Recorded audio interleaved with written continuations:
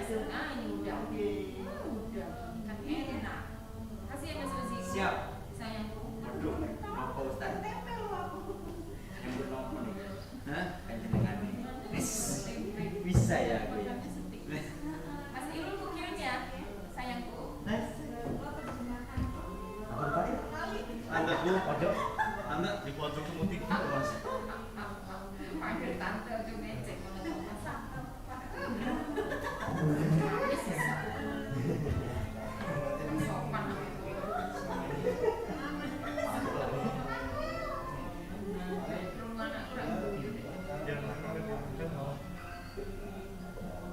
Ustaz rambat lah. Ustaz rambat bos. Ya Masya Allah. Ustaz rambat insaf. Padahal bentar lagi badannya panas kalau kena air ya betul. Kamu ini ya Oh my god. Ala udah mirip. seserahannya ini ya juara seserahan ini kayak kok Mahal. Mahal.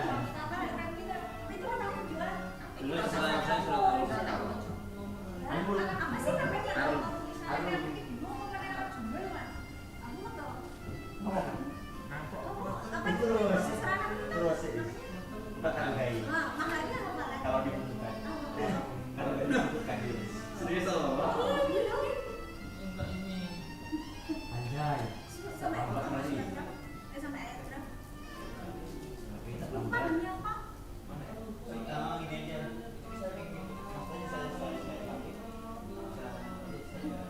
Rami loh maharnya surat Berat itu. berat sampai gue seperangkat alat sholat gue lebih berat itu mbak kalau nggak dikirain Sudah tak kirim ya Mas? Sampun semua niku. Apa? Suwon doang. bayar ke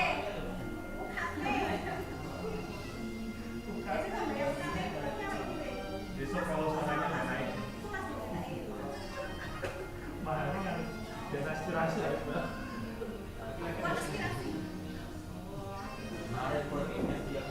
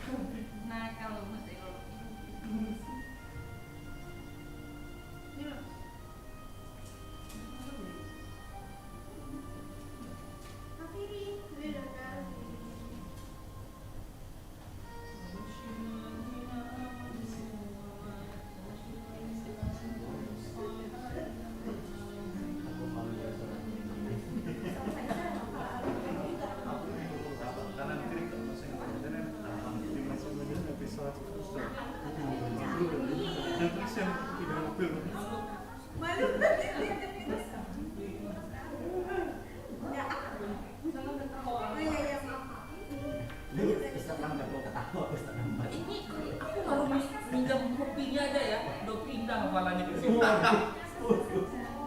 Sik, maharnya Boleh dong. sama orang sih. Sokonya Ustadz maharnya. Mahar sokonya Ustadz beda.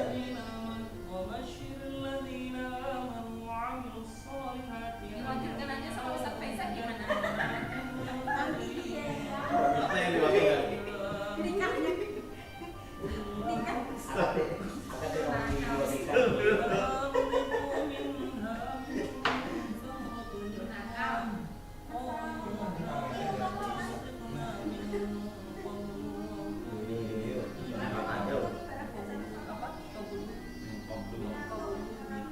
Akad orang di dua nikah. Masih atas. Kamu sampai sini lagi. Atas pojok kanan atas. Ini berapa lembar maharnya? Iya. Ini itu perjanjian sebagai menghafal atau membaca? Hah? Juz 1 kan 50 lembar. Berapa lembar? Semuanya 10 kok tak bisa. Iya. Berapa lembar? Apa? 10 lembar. 30. Buat mahar? 30 juz. Enggak. 30 lembar. 3 juz. Sama Ali Imran. Ya Ali Imran masih nih, Roda. Sama Amdinya. Langsung akhir aja. Kalau sama saya itu takutnya tulisannya bacaannya salah. Memberikan mahar. Ya, aku harus ikuti yang apa namanya? Yang mas saya dulu. Sempat apa sih? Apa motivasi masih mahal tidak bisa supaya aku bisa menikmati. Jadi pas mahar, baca dulu. Udah 3 jam kata Pak KUA-nya. Wes. Kesuwen. Suwen. Mereka goblok kayak tukang sate. Ini punya set ini. Ini untuk memang deh. Pakai pelosan nih. Biasa.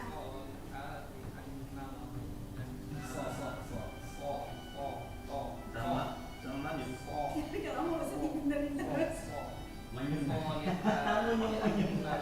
Nih, satu. Makhraj itu susah banget. Awas nanya lu kepanasan denger ayat-ayat Quran. Jumlah sesuai. Taruh di gigi sering kau. Nah. Nggak bisa lagi. Palingan besok lihat istrimu lewat udah bubar itu konsentrasimu. Pikirannya ibadah malah. Apa ini? Beneran nggak sih kita ibadah dulu? Sekarang fokus. Ibadah dulu? Ya nikah dulu lah. Ibadah dulu. Wah, coba.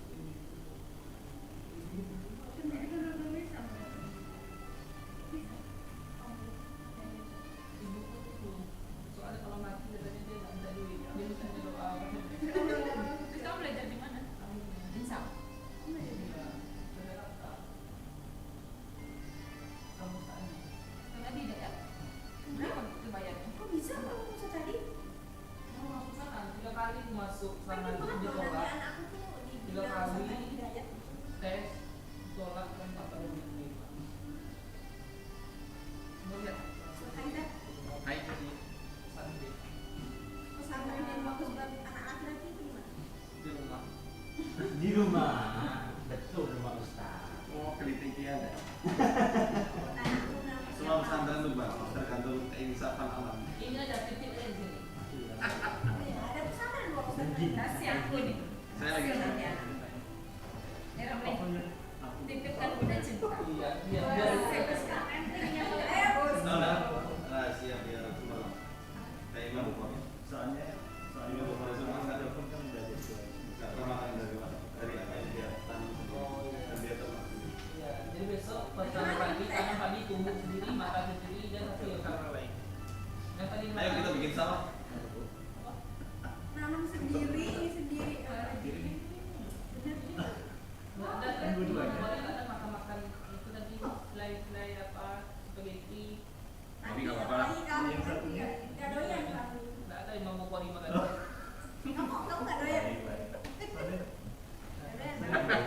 Jangan ada yang Bukhari lagi. Imam Bukhari nggak makan ini. Benar. Muhammad cuma makan. Ini apa lagi pastel.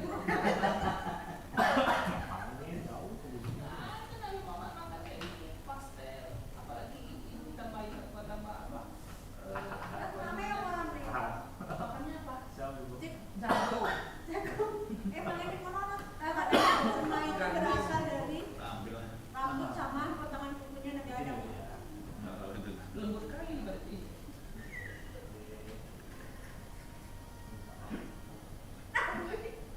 Iya. Dia bilang kurma dan ini berasal dari kuku. Padahal Nabi Adam hidup bertahun ribu tahun gitu kan. Lembut kali kukunya.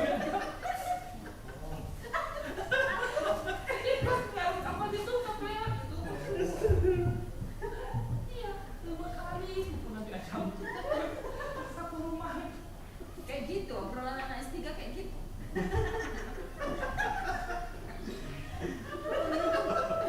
Pantes. Itu dia anas. Iya, dia tidak mengikuti. Dia tidak mengikuti sunnah. Ini makanya Medita. Minum Medita aram ini yang mereka. Susah aja. Tapi bikin ini. Minumnya air saja. Dia anas. Maksudnya tuh apa yang dihasilkan sendiri. Kan jelas keberkahannya asalnya dari mana. Mantap. Dengar itu. Mulai besok tanam padi pakai pot ya. Taruh teras. Beli penggiling gabah. Iya. Jadi satu anak makan satu biji padi. Awet. Nggak perlu lebih dari segitu. Ini kalau baru terus namanya hari ini. Kalau ayam udah pusing sendiri gitu ya. Ayam beli telur tulis nama aja. Namanya simbol. Ikon. No. Anak ikon. Terus dibuat indeksnya. Ikonnya Pak Ustadz. Setan. Saya kalau jam sampai setan. Nek Mbak Em, Ini ketemu dia. aku nggak ada. Ikonku kan Robi. Aku nggak ada. Nggak ada ranting kan? Berarti kamu harus makannya nggak boleh kuning. Makanya telur yang hitam di sini. Masya Allah.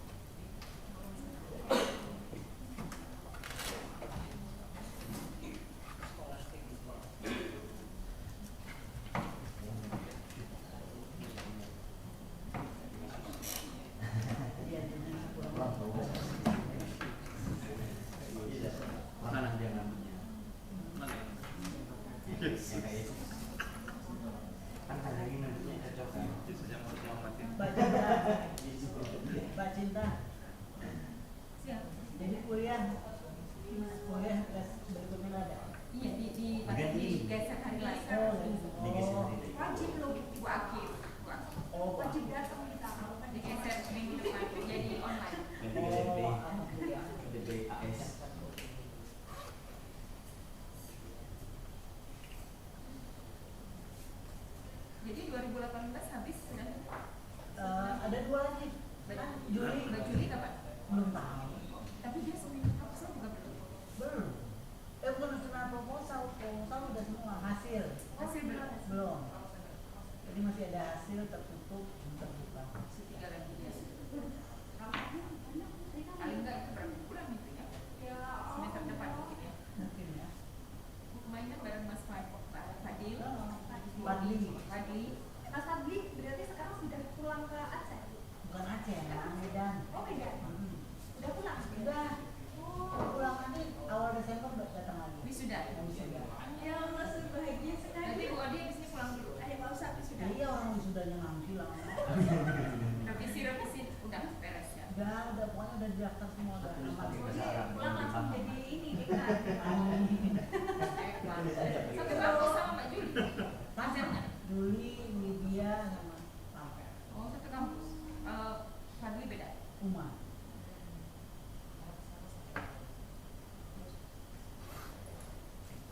Kalau lebih 5 tahun gitu beasiswa tetap Mbak Juli itu. Enggak ada beasiswa.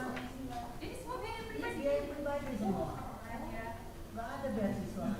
Jadi sampai 5 tahun beasiswa. Iya. Bu, kalau udah nggak ada mata kuliah semester 3-4 itu bayarnya berapa kemarin? Emang nomor pakai karena aku tidak. Maksudnya Berapa ya? lebih rendah nggak? Iya lebih rendah 1,5 juta kalau nggak salah. Hah? Iya. Masa? Iya. Tapi ada uang apa? Tapi nggak sampai yang belasan kan? Oh enggak. Alhamdulillah kita ya. Jangan mau lama-lama udah. Makanya sih cepat. Bener. Nanti bayar besarnya sudah mau maju. Ya seminar proposal, seminar. Mereka ini bisa santai. Tertutup masa depan. Amin. Oh, bukan santai kayaknya. Ada yang mau keluar. Masya Allah, ya Allah. Kalau makanya Mau 1.000, mau 1 juta, mau 1 miliar sama kan? sama gimana nyari hati itu bergetar loh mas. Kan ngono mas. Jaluk sewu, jaluk semiliar, Dengerin tuh Kak Ustaz. Masya Allah, emang calon. Tapi menonton itu satu. Ustaz asli mana Ustaz asli nggak ada? Itu. Oh ini Ustaz. Ini Ustaz tuh dipakai dong kopiahnya. Kemeja soalnya beda. luar biasa. Dia Ustaz Ustaz. angkatan kami. Iya, Jadi alhamdulillah. kelas kami itu bebas dari jin-jin gangguan. Insya Allah cepat selesai. Amin amin. Mau doanya bu. Iya. Udah sendiri belum. Apanya? Belum ya. Dia sibuk merukyah orang lain kan kadang tugasnya dia sendiri belum selesai.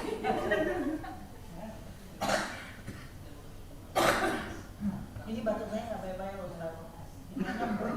pasien. Pasien yang di depan Bu nanti kita siapkan langsung. Iya. Langsung dapat pasien tuh langsung. Baru di rukiahin saya. Langsung viral nanti. Iya. Saya jadinya ini gemetar gitu langsung dilihat kan. Jangan-jangan dibaca ini. Bacain dalam senyap.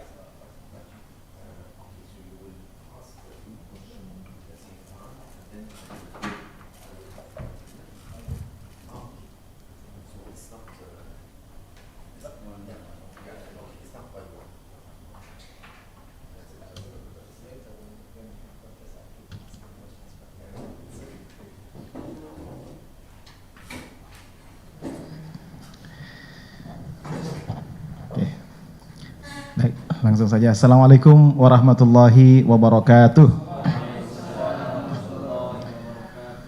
Alhamdulillahirabbil alamin. Nahmaduhu wa nasta'inuhu wa nastaghfiruh wa na'udzu billahi min syururi anfusina wa min sayyiati a'malina. May yahdihillahu fala mudhillalah wa may yudlil fala hadiyalah. Asyhadu an la ilaha illallah, asyhadu anna Muhammadan abduhu wa rasuluh. Allahumma shalli ala nabiyyina Muhammad wa ala alihi wa sahbihi ajma'in. Amma ba'du. Alhamdulillah, thank you everybody for coming for this afternoon's discussion, and here we are very honored to have guests from far away. One is from Lebanon, and the other one is from US, and the other one is from US as well. Okay, Alhamdulillah. So today we will talk in general about Islamic intellectual traditions, and also the current state of modern social studies, humanities in general. That in this digital era, sometimes this kind of sciences, this kind of knowledge alone is not very appreciated by people. We don't know why. For example, people are enrolling to this university. For example, they tend to choose engineering, informatics, economics, those kind of things. But in terms of intellectual tradition, Islamic intellectual tradition, or in terms of social sciences and humanities, and not that very appreciated. But today, alhamdulillah, we have professors, guest professors from Lebanon and from US, that we will talk about why do we think we still need to deepen our knowledge, to study the treasure of Islamic intellectual traditions, and what is the value of modern social and humanities to understand or to make our future civilization better. So inshallah we will talk about that, and I hope all of you all also engage with our discussion later on. So we will have here the speakers will speak about each one of them 20 to 20 minutes, and after that we will open for question and answer sessions in the end. So for the first speaker, I will welcome Mas Muhammad Rofiq. So there is a commonalities among these three our speakers. All of them are scholars, Muslim scholars, and at the same time they are also community leaders. So Mas Muhammad Rofiq just graduated from Arizona State University, MTMP, and he wrote a dissertation on also Islamic intellectual tradition, right? And then he came here to Universitas Muhammadiyah Yogyakarta, and now is become a faculty member in International Relation Department. And he'll talk about this topic in the beginning, give us an overview what the current state of Islamic intellectual tradition, and also humanities and social sciences in general. And the second one, we will have also Professor Sari Hanafi. He is from Lebanon. I'll give you a brief of his CV later on. And the other one is, the last one but not least, is Professor and Al-Ustadh as well, Ovamir Anjum from University of Toledo. Okay, for the first opportunity, I'll give to Mas Rofiq to give us an overview what the current state of Islamic intellectual tradition, etc. Thank you. Bismillahirrahmanirrahim. Assalamualaikum warahmatullahi wabarakatuh. Alhamdulillahirabbil alamin, wa bihi nasta'inu ala umuri dunya waddin. Wassalatu wassalamu ala asyrafil mursalin, Nabiyina Muhammadin wa ala alihi wa ashabihi wa man sara ala nahjihi ila yaumiddin, amma ba'd. I would like to begin my presentation by expressing my gratitude to our main speakers today, really the main speakers are them, not me. Dr. Ovamir Anjum, and I'm honored to say that I'm his student back in 2018, and I'm still considering myself as a student. I always enjoy reading his book. And then Dr. Sari Hanafi, you know, a very prominent sociologist from American University in Beirut, and welcome to Indonesia. I would say, first of all, welcome to Indonesia. And Indonesia, as everyone knows, is the largest Muslim country, but somewhat mysterious for Muslims in any other lands, especially Muslim in America. You probably rarely encounter Indonesian Muslim in American mosques. Most masjid in America are attended by South Asian people or Arabs. Southeast Asian and more specifically Indonesian are not very much present in the public space. I remember back in 2000 when I wrote my dissertation, one of the faculty members suggested me, you need to write something about Indonesia because this is still mysterious in American academia. But really my passion is something else. I know I need to introduce Indonesia to American readers, but my passion is really Islamic intellectual history, Islamic tradition, so I will let someone else write this topic. And again, welcome to Indonesia, the largest Muslim country. If you come to America and you ask people, lay people in the street, what is the biggest Muslim country in the world? They will say probably Saudi Arabia.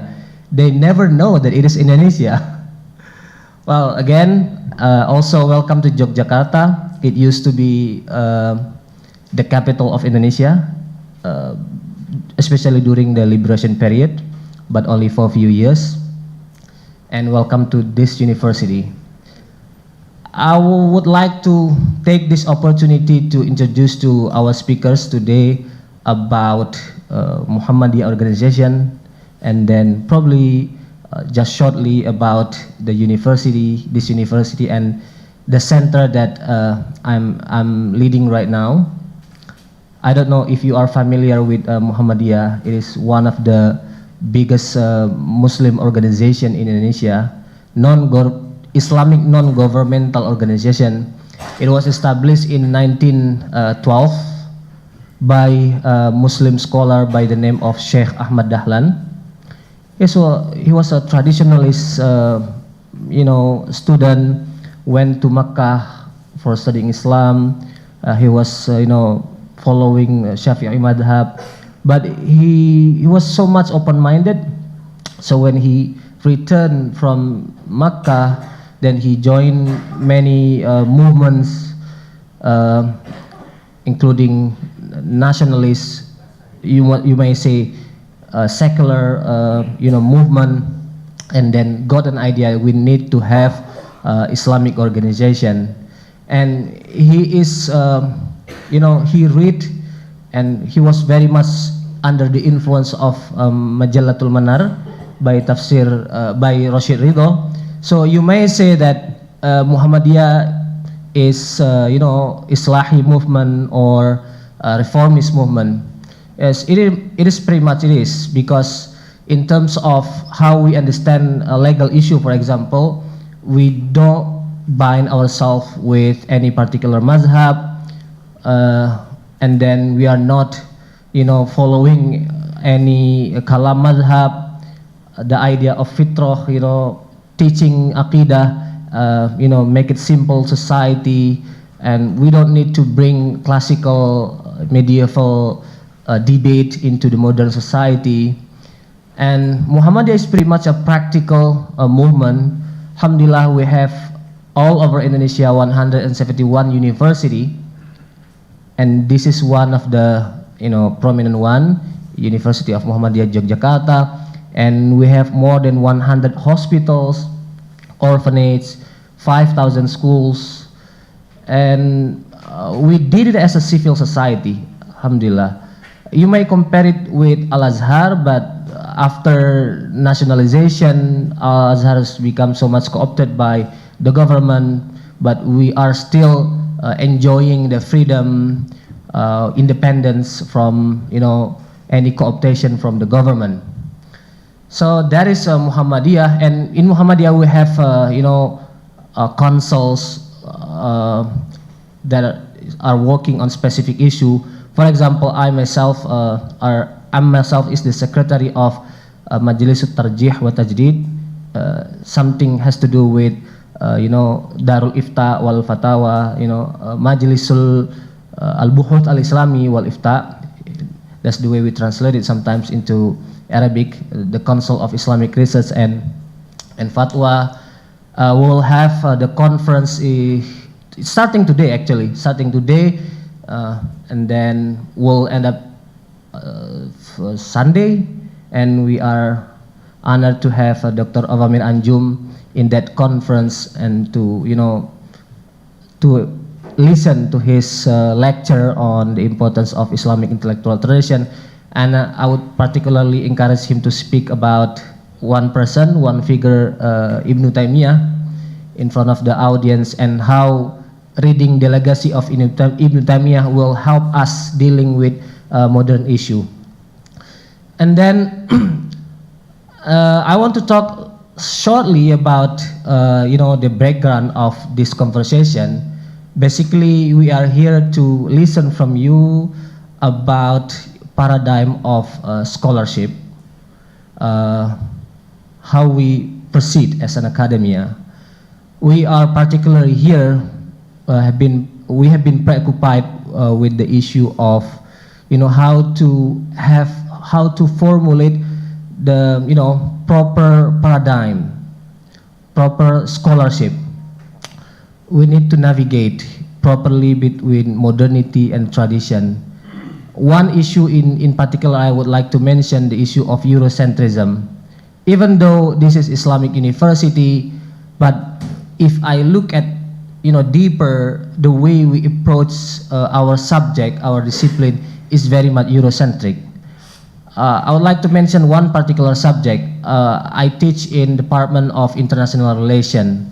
The way we teach how to resolve the conflict, diplomacy, things like that, are only based on Western, curricula or Western references. Of course, we are not anti-Western. There is no way we can go out from this modernity. But the thing that we are lacking is, then we are forgetting, is Islamic intellectual tradition. We don't have such a memory. Honestly, we don't have such a memory. Most of our faculty members here don't really speak or read Arabic. If we speak, for example, on the idea of Islamic international relation, we have the tradition of Kutubus Siyar. But among my colleagues, only few of them, or even close to none, who are able to read such a book. Then we have also public administration, for example. We are totally forgetting, the work of Al-Mawardi, Al-Juwaini. When we speak about election or governance in general, we look at something else. So what we are experiencing right now is really the problem with what I say as the lack of hybridity. We don't have a proper integration between Islamic intellectual tradition and modern knowledge. So really the central issue is Eurocentrism, and how to bring back to make it as the center, the source of our epistemology, Islamic intellectual tradition. But again, the next question is, how do we understand Islamic intellectual tradition? We need a methodology. If we talk about Siyar, for example, we have the problem of the division of Muslim, the world into tripartite. Then this is the next stage of our conversation. After bringing back the Kutubut Turas, make it closer to our memory, then the next question is, how do we understand such very valuable sources into our memory? I think that is the background of this conversation. I talk more about Islamic intellectual tradition, but also we also appreciate modern social humanities, but what kind of social humanities that we can embrace in here? How to engage with modern social humanities without being trapped into Eurocentrism? I think the experience from Dr. Hanafi, he wrote many articles, book on sociology of Arab countries, Palestine issue, conflict would be beneficial for us, would enrich our conversation. I think that is from me, just laying out the background. I cannot speak too long in front of my teacher, of course. All right, thank you very much, and I'll give back to Dr. Juan. Okay, thank you very much, Mas Rofiq, for giving us a background about Muhammadiyah and also the state of Islamic intellectual tradition, which is less appreciated in current days in our academia, especially in Indonesia. But at the same time, actually, if you are from international relations department, you may not encounter with Islamic intellectual history, but Islamic intellectual tradition. But in Islamic studies department, conversely, they are not well versed in modern humanities sciences. So when they go back to their intellectual Islamic tradition, they just quote or use some of them for the purpose of practice or for the purpose of da'wah, but not for the purpose of scholarship. Very few who engage scholarly with the Islamic intellectual tradition, as well as willing to adopt or to learn, to embrace modern social sciences and humanities as well. So the next speaker is exactly suit our purpose, who live in the Middle East, who teach in American University in Beirut in Lebanon, but in the Middle East, but teaching in what so-called secular universities, as we discussed earlier, when Professor Anjum told a story that when he went there in the seminar trying to find mosque or musalla, but he couldn't find any. Is that kind of modernity that we will be embracing for our future? So this is the dialogue between Hadatha and Anturoth. This maybe you can give us some light on that, Professor Dr. Sari Hanafi. Thank you so much first for the invitation, Dr. Syifa, and I am so honored to be among you talking about a little bit of my research. Let me start by talking about my childhood and my adolescence. I mean, I grew up in a family where a very religious family. They are between a Salafi trend, Sheikh Nasruddin Albani, rahimahullah, and other classical Syrian, Sheikh al-Bouti, aydan rahimahullah.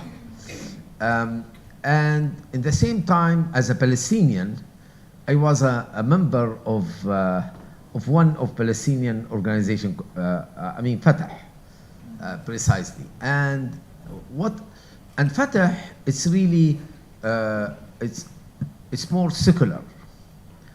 And I saw the clash. I saw the absence of the debate between two elite formation, the religious elite, the Islamist movement from one side, and more a leftist, secular, liberal, etc. I mean, labeled like this. And actually, this was extremely clear when the Arab uprising started in 2011 to see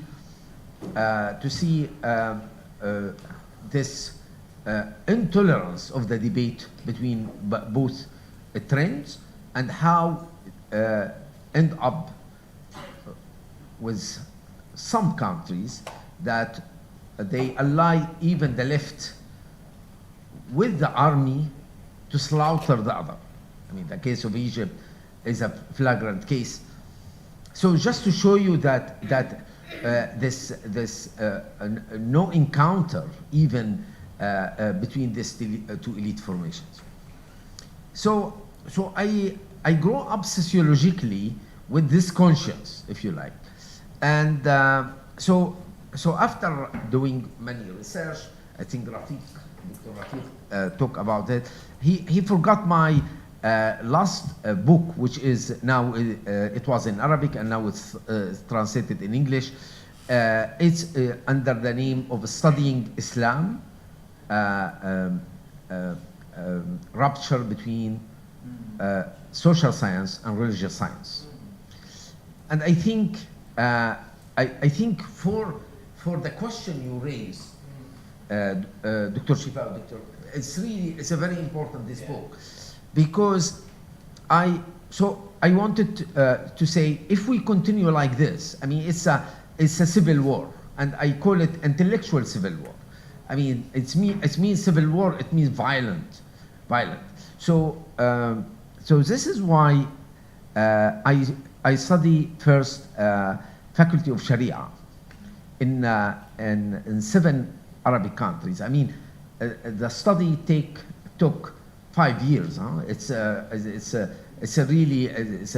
big surveys done from Morocco to Syria to Lebanon to Kuwait, and also it was very important for me to look for laboratory where the Islamization of knowledge, an attempt to mix between these sciences.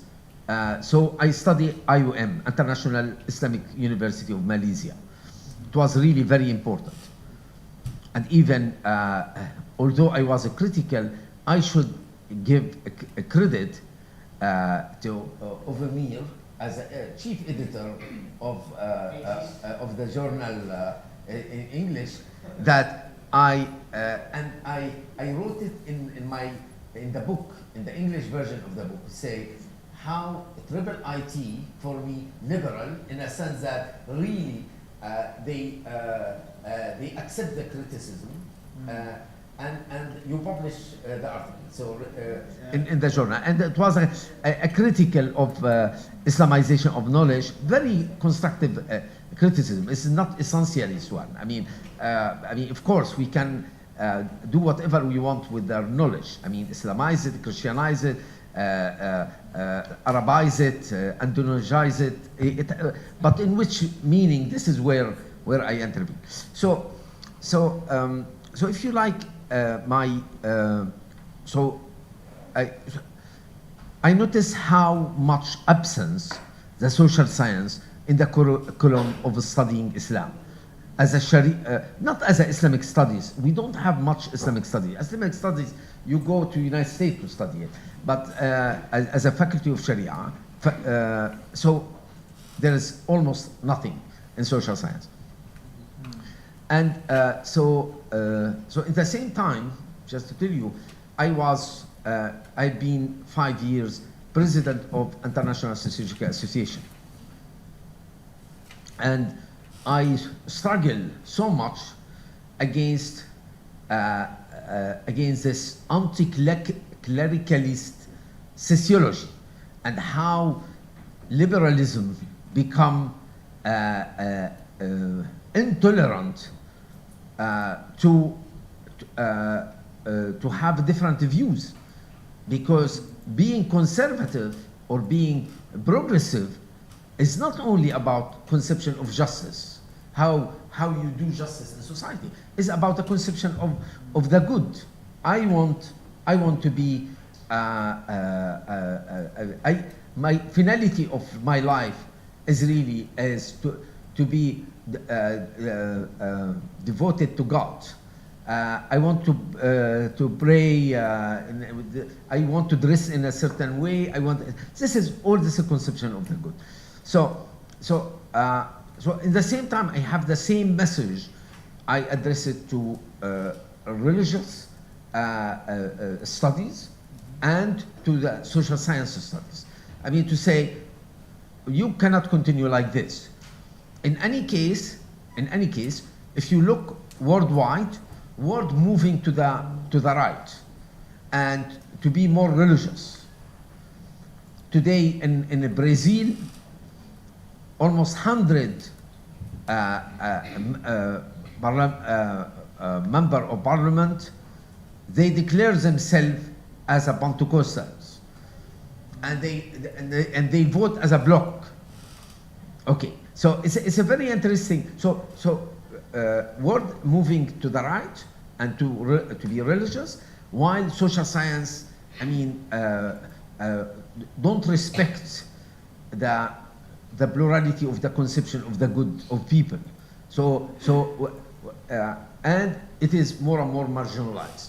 So I think this conversation is extremely important for both cases.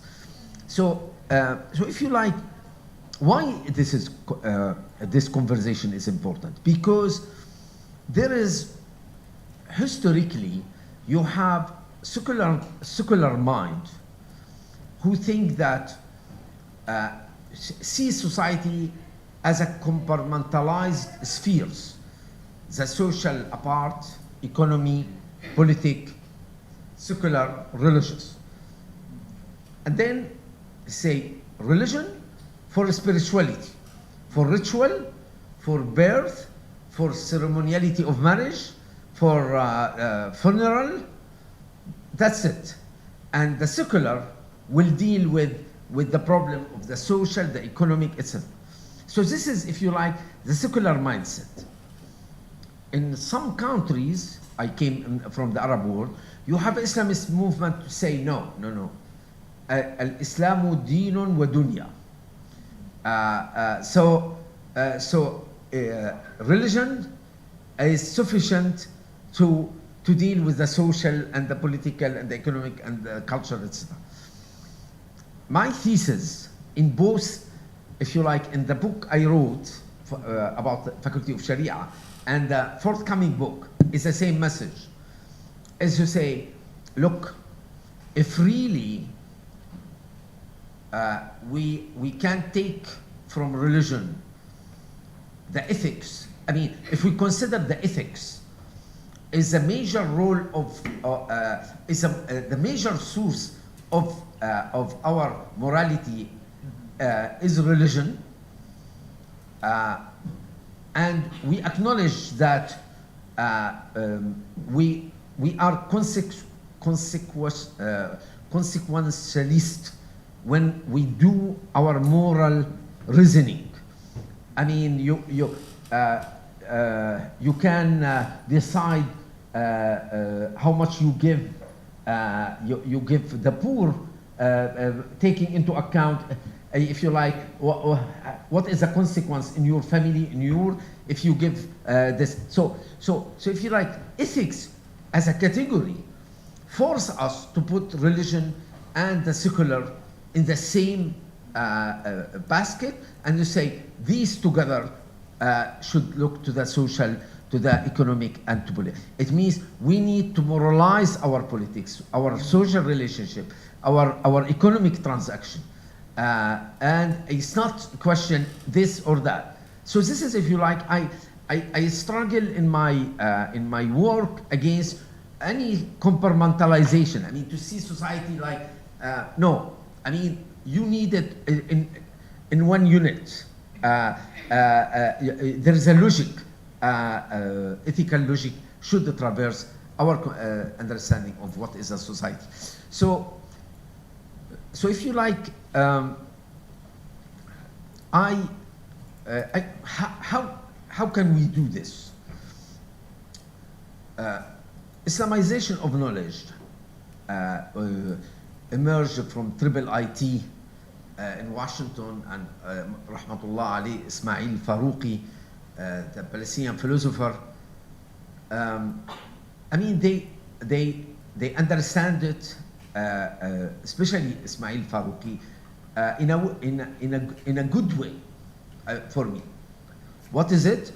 Is go and study science, whatever as it is, but you need to have always an eye that what is the finality of this, and the tawhidi, and that the unity, التوحيد oblige you that you submit the normative side of this science, the normative side to your tawhidi, if you like, overarching logic.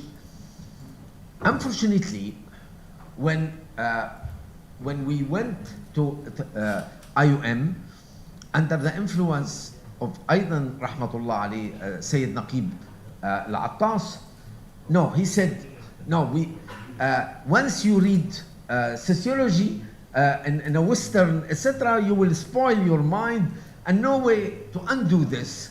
So no, we need to create our own. So it was this kind of logic. So for me, I said, okay, what we can do, I call this approach separation,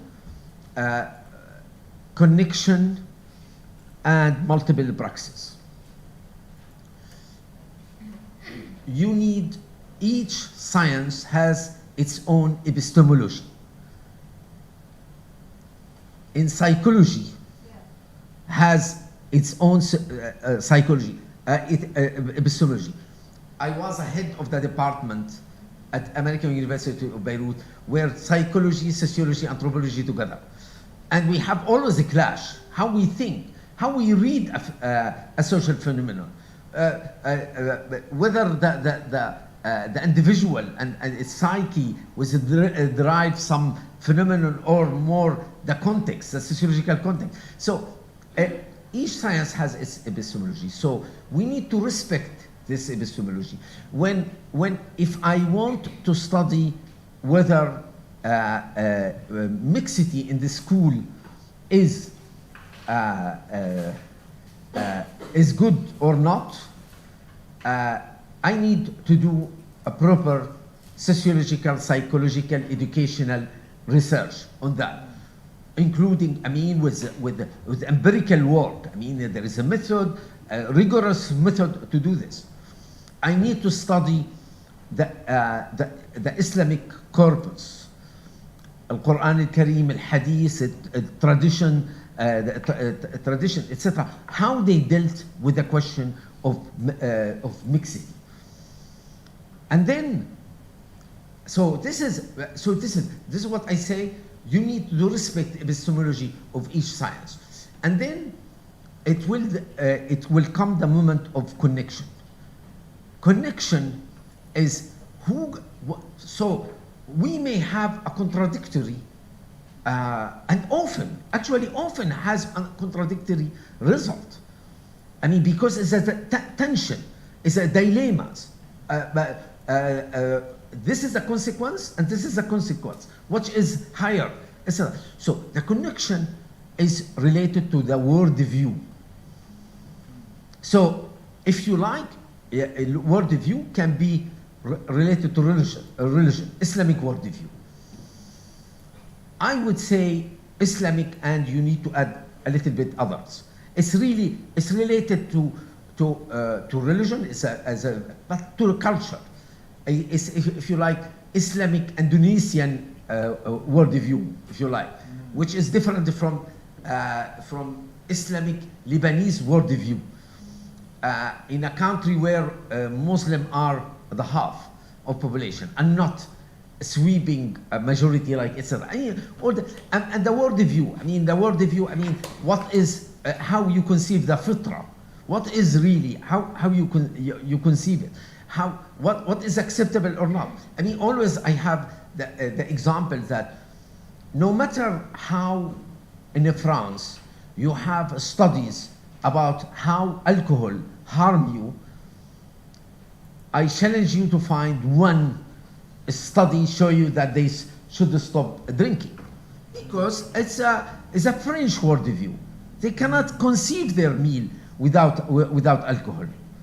Okay, so this is show you that it's not true that science alone dictate our behavior. No, I mean, it's tradition, whether come from religion or other. So if you like, the connection, it's really where I tell religious people, don't worry. let me, as a sociologist, do my study. Don't worry. My study will not have a conclusion without the intersection with other studies. And then society, with its Islamic worldview, with Christian worldview, etc., will decide how to make the connection, if you like. And then multiple praxis. Why multiple praxis? Because no matter what is the conclusion we have about mixity of schools, we should admit, we like it or not, that we live in a nation state. What the meaning being a nation state? It means that we have plurality of people. Plurality, and when I say plurality, it's not about Muslim versus non-Muslim. I mean, I lived in a community, in a family, extended family, where the war between Salafi and non-Salafi, I cannot tell you. They cannot get married from each other. So it's not anymore about plurality when we say, yeah, but if we have 100% Muslim, I mean, okay, no. I mean, it's even you have people observant, religious, and lightly religious. So if you like, you need to think in terms of citizenship. This is very important. And you need to think in terms of community of believer. And then for the community of believer, you take the outcome of these studies and how it and then you need to produce language for da'wah, advocacy, and fiqh. So you see here the concept of Sheikh Qardawi rahimahullah, fiqh al-waqi', the fiqh of reality. You cannot do fiqh al-waqi' without the input of other sciences with it. And then you need to think that in terms of citizenship. It means that I cannot, even if I know, and according to Islamic worldview, mixity, for instance, mixity really is unacceptable. I cannot force it to those who are not Muslim, unless I have so much evidence that it's harm the others. I mean, as far as doesn't harm the other, I think you need to think in terms of law, where abiding to all citizens. So, and it could be two contradictory messages, one for da'wah and one for salah. So if you like, this is what I think. By doing this, I am not at all secular in the meaning of how classical secularism it is, separation between politics and religion, is not in terms of separation between neutrality of the state. I am not. By doing this, religion through worldview and through the study, etc., can interfere in all domain and should interfere in all domain by moralizing it, not by doing it as it is. I think, for me, I am so glad this is my second trip to Indonesia, and I would say Indonesia is a perfect example of a democracy, and I mean it. I know I study a lot. I'm so impressed by Muhammadiyah and Nahdlatul Ulama. I think how and I hope I hope, and I will stop here. I will not take more time, but I would say, unfortunately, very bad Islam. Some countries in the Gulf, in the Arab Gulf, wanted to spread it. to the world, okay, and in a very authoritarian way. And when I see how tolerant the Indonesian Islam, I beg you not to be local, but you spread it, and you need this interaction. I am Rofiq mentioned my book Knowledge Production in the Arab World: The Impossible Promise. It's a lot of work on scientific research, the productivity, etc. I look before coming about the productivity of Indonesia. I am so glad to say that there is a good news and bad news about Indonesia. The good news, Indonesia in the last 15 years, the publication as one indicator of research is going really in amazing ways, and including in engineering and biomedicine, things like that. When it comes to social science, you are invisible. For a country over this size, you are invisible, and it's too pity. And I would like really, I mean, that I hope one day that we have a collaboration between UB and you, that I bring a scholar from you to UB and vice versa. I mean, just to spread a beautiful experience where I see really how separation, connection, and multiple practices has been implemented in Indonesia. I stop here. Thank you very much for the enlightenment. You brought up story about growing up in Syria and also study. Yeah, it's hot season here. Yeah, between the secular education as well and religious education, you have an experience as well, the separation between two sciences, and try to connect between the two, and then you come up with a proposal of having what's so-called multiple practice, right? Multiple praxis.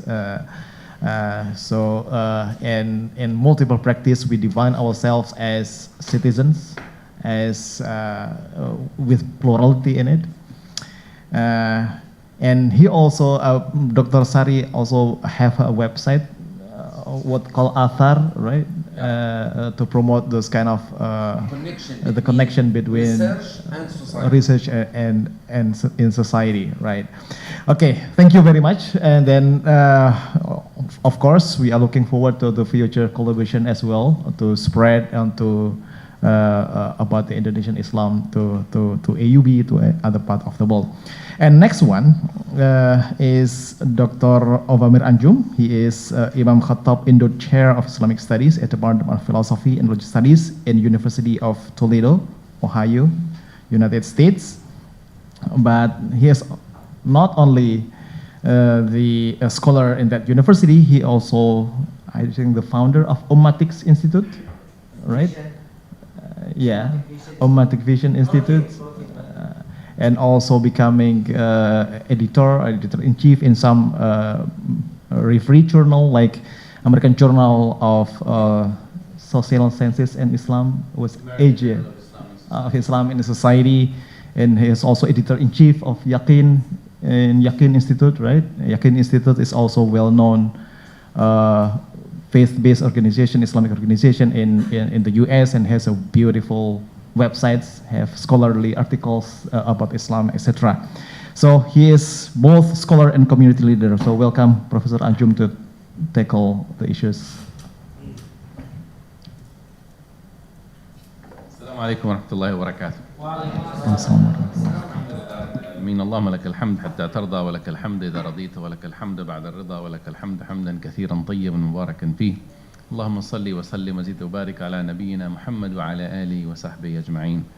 I'm truly honored and moved and almost touched to tears to be in Indonesia next to such bright people, next to my dear friend and student and my dear friend and teacher, and many of you who I look forward to learn from. I'm moved to tears because, as Sari was just saying, I have seen in the last few days of Indonesia, and I'm so hopeful and uplifted by what I have seen, that Muslims living and struggling, but living happily with all the challenges and problems that life has to present. Nonetheless, as Rofiq, you said, Indonesia is the largest Muslim country, but it took me a little time to understand that it's not only the largest, but in some ways the most important Muslim country. And I want you really to understand that and be proud of that. Different parts of the Muslim Ummah have played their role in leading the Muslim Ummah in different parts, different eras. As an historian, I study how this was, first the Arabs, and then immediately a century, 2 centuries after that, it was the Persians and the Central Asians which provided the scholars and the intellectual leadership to Islam. And after that, it was the Syrians and the Egyptians and Iraqis and so on, and Turks, of course, in a different way. And I think that it is important. It may be Indonesia's and Southeast Asia's moment. Say Amin. Amin. And then you have to rise up to the task. I want to remind you that if you're going to be leaders of the Ummah, intellectually, you have to rise up in knowledge. Allah subhanahu wa ta'ala says, وَجَعَلْنَا مِنْهُمْ أَئِمَّةً يَهْدُونَ بِالْحَقِّ لَمَّا صَبَرُوا وَكَانُوا بِآيَاتِنَا يُوقِنُونَ. Allah subhanahu wa ta'ala says that we made you, this is in Sajda, Surah Al-Sajda, right? Allah made them leaders when they had patience and they believed. So you need to have faith in Allah subhanahu wa ta'ala. That's how Allah chooses imams, ai-imma, leaders. You need to have faith and need to endure. You need to have patience and depth. And you have to care about the ummah. You have to learn about the ummah, right? The Ummatics Institute that I have founded, it used to be called Ummatics Colloquium, now Ummatics Colloquium is a part of it. I encourage you all to take a look at our website, Ummatics. It's called ummatics.org, whose mission is to bring the knowledge of the Ummah and scholarship of Muslims across the world, especially Muslim scholars in the West, and bring them together with Muslim scholars in the Muslim world and provide empowerment for both to work toward a unified Islamic civilization so that we can work together at social level, political level, economic level, intellectual level, spiritual level. And we live in a world today where you have to appreciate the fact that there is a genocide going on against our people. This world is one where if a few soldiers, one soldier is left behind, you may start a war to get them, right? Their life is so important. The United States can start a war if one citizen is hurt. And we are in a world where there is a genocide taking place.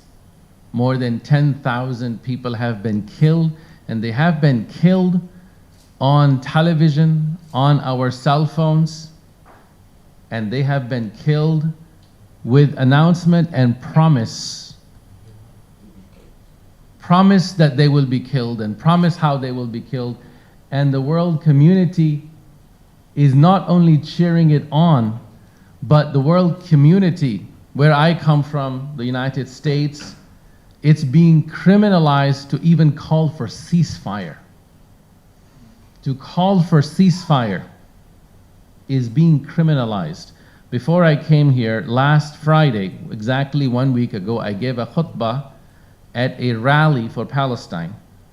And in that rally, I called for ceasefire, and I quoted the words of a Jewish Israeli scholar, a colleague of mine, whose expertise is genocide studies at Stockholm University in United States.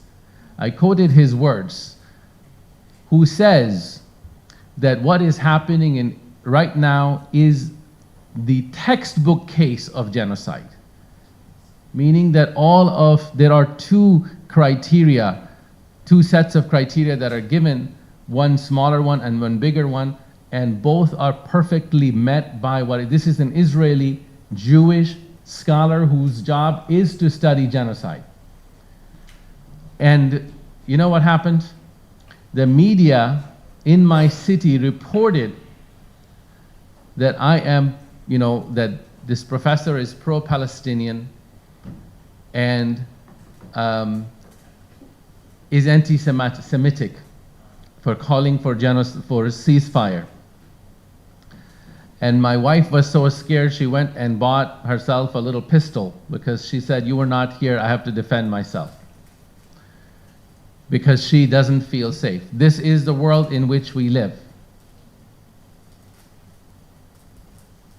And the Rasulullah sallallahu alayhi wasallam says that the believers, al-mu'minun fi tawaddihim wa tarahumihim wa ta'atufihim kal-jasad. How many bodies? 55 bodies? Did the Prophet sallallahu alayhi wasallam say 55 bodies? How many did he say? Somebody help me complete it. Kal-jasad al-wahid. One body. إذا اشتكى منه عضو تداعى له سائر الجسد بالسهر والحمى. And so, how is it that we can claim to be part of the ummah and not feel what is happening, not worry about it, and not prepare for it? So to be leaders, we have to prepare for the protection of those parts of the ummah, right, that are unprotected, that are under attack. So that's the beginning. I want us to understand that our division into 50-some nation states that was done by the colonizers, that is something as an imposition by the same colonizer who decides what genocide is and who decides that even calling for ceasefire is terrorism. Even calling for peace is terrorism when they decide. So talking about Eurocentrism in social sciences, talking about Eurocentrism in Islamic studies and Islamic intellectual history, that's not a problem of an intellectual nature that you can dismiss. It's a problem of life and death. The definitions are constructed in such a way that Muslims are disposable people. So you have to fight it intellectually. So that's the first thing I want to say. That precisely because Allah subhanahu wa ta'ala has given you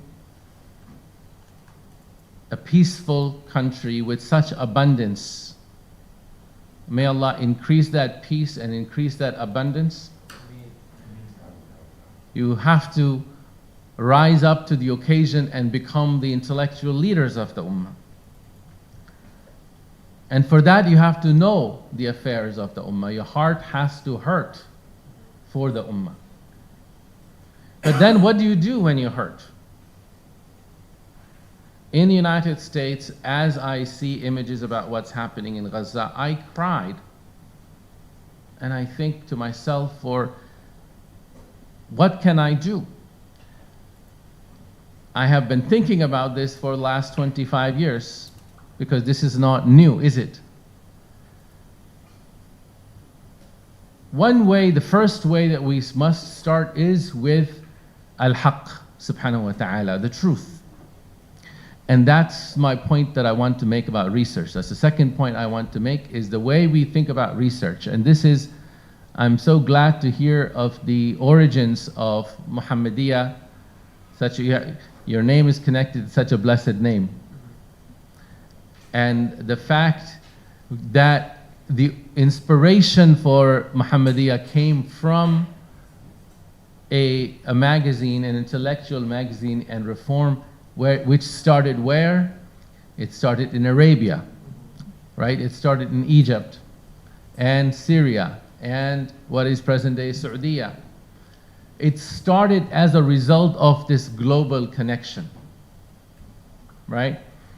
And I'm also pleased to hear that we are a university, and you have so many universities, so you take knowledge seriously and you take knowledge for the sake of Allah subhanahu wa ta'ala, that we can talk about social sciences, we can talk about theory and philosophy, and yet also at the same time have musalla on our campus and start our speech with Bismillah, in the name of Allah. And unlike my friend's university, you don't have to be ashamed to pray.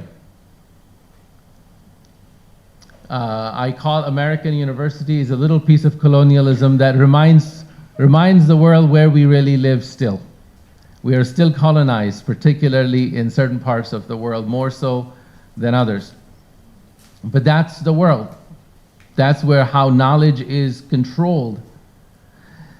So I want us to understand that we start with Al-Haq subhanahu wa ta'ala. This is one of the names of Allah, and among the people of Tasawwuf, this is one of the beautiful things about the people of Tasawwuf and Tazkiyah, is that they call Allah subhanahu wa ta'ala by His name Al-Haq, the truth. And as a historian, I love that name because that is what we do as scholars, whether we're doing social science or doing history. We are worshipping Allah by His name Al-Haq. And so never think that what you're doing in exploring the creation of Allah subhanahu wa ta'ala for the sake of Allah subhanahu wa ta'ala, that you're doing anything less than worship of Allah subhanahu wa ta'ala. This is one of the highest forms of worship of Allah subhanahu wa ta'ala, is to explore the creation of Allah for the sake of Allah subhanahu wa ta'ala, in order to advance the deen of Allah, in order to advance the flourishing and prosperity of the creation of Allah subhanahu wa ta'ala. So when I do history, I do not think that I'm doing a secular science. When I do social sciences, and I have a master's in social science as well, and that's something I do think that has tremendously enriched the way I look at Islam, Islamic studies. We are worshipping Allah subhanahu wa ta'ala, so do not think that this is for them. And social sciences come with an aqidah, and that was, let me repeat, Western social sciences come with an aqidah, meaning they have their own beliefs. But the question is, can we wrench some of the methods from them and improve upon them? We did that with Greek knowledge before, and we have done that with other things, so there is no reason why we cannot do that. But it has to be, that's what Islamization of knowledge means in a properly speaking way. It doesn't mean that we reject books of history written in the West or books on sociology written in the West, but it means that we do not take that knowledge and construct our world from them. But rather we start with Allah subhanahu wa ta'ala. Allah does not, as you know, Allah says in Surah An-Nur, Allah says that Allah has not created two hearts in the breast of one person, one man. There is one heart. There is one heart, and you cannot have two gods in that heart. Just as you cannot have two gods in the universe. And so you have to start your intellectual journey with depth, with seeking depth in your Islam. That's why Islamic tradition is really important. to learn about Islam with depth and learn with the sources of Islam, the Quran and the Sunnah. But do not stop there, as some of the trends that in the Arab world in particular, they did great work in providing access to edited volumes of great knowledge of the past. But they have not been able, perhaps because they don't have the peace and the institutions necessary, they have not been able to construct a scientific or intellectual edifice. And that's why my approach is, I would say, slightly different from Dr. Sari just mentioned. And we can talk about how that's different. But in my view, it's really important to start with Islamic tradition, with the Quran and the Sunnah in depth, but not separate social knowledge from them, right? And so do so in an integrated way, which is not to say that, some people will do empirical work, but the kinds of questions you ask and the kinds of critiques you bring, they are very much motivated by your aqidah. And that aqidah must always be focused on Allah subhanahu wa ta'ala. And that's why one of the things I do, people sometimes ask, that I talk about political theory and the ummah.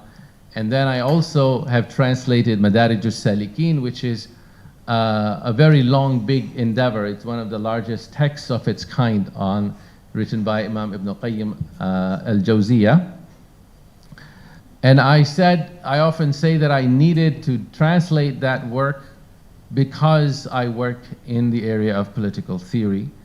Because what you're doing when you're thinking about politics, when you're thinking about the ummah, you need the connection with Allah subhanahu wa ta'ala, because it's so easy when you're thinking about politics, it's so easy to be overwhelmed by the worldly interest.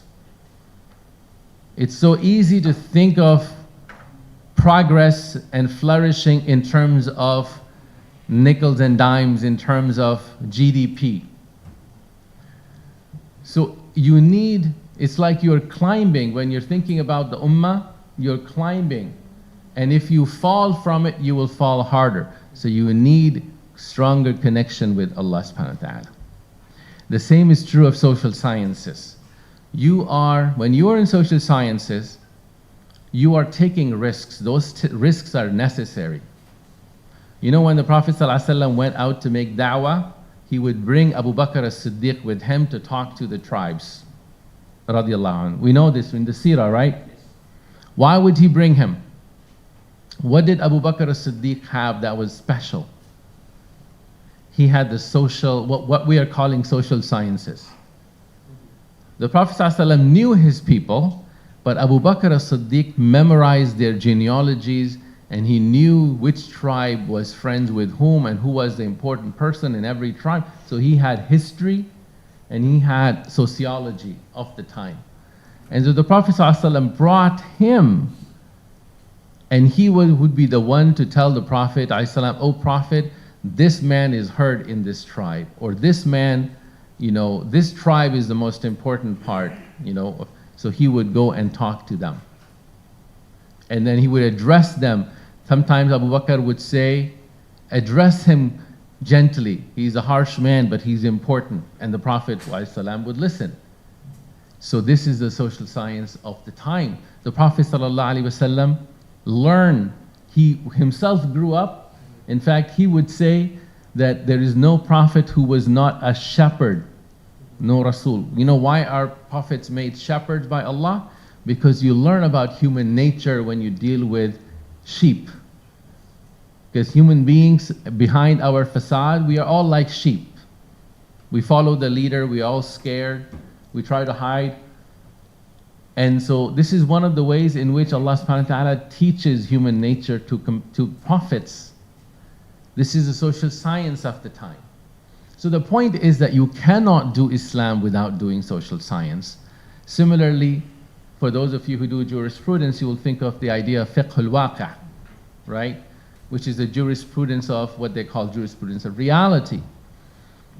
And some ulama come back and say, you cannot do fiqh without waqa, without knowing reality. No jurist has ever done that. So when you tell us that this is a new thing you're inventing, it is as if you're saying there was no knowledge of reality before today. That's not the case. So what really our understanding of reality today is not a new thing. Jurists naturally did that. If they didn't do that, they would be bad jurists. They would not be muftis. They would not be accepted as muftis. So don't think that our knowledge of reality is an external, imposition.